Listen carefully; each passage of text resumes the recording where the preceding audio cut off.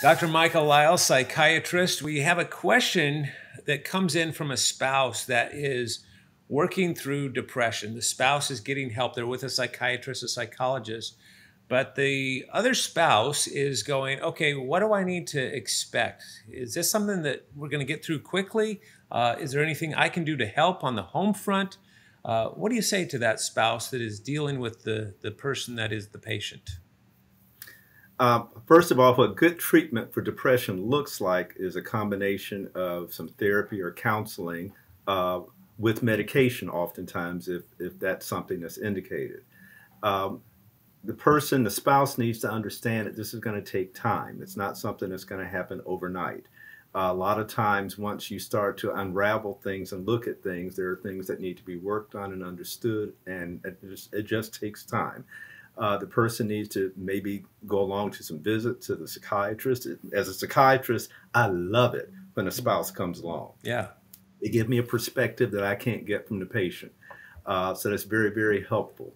Read about it. There's a link to the Depression and Bipolar Support Alliance that has a lot of educational information for spouses.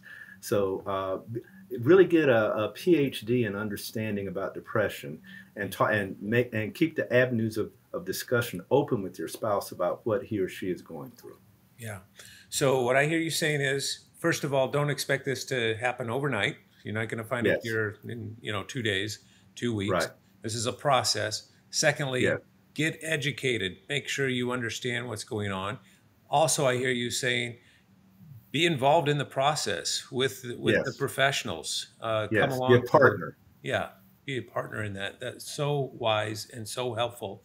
And for that spouse that just feels like the fix-it person, well, there's got to be more I can do. What can I do to help this person get over this? What do you say? They're just like so eager to, I want to help. I want to help. Learn to listen.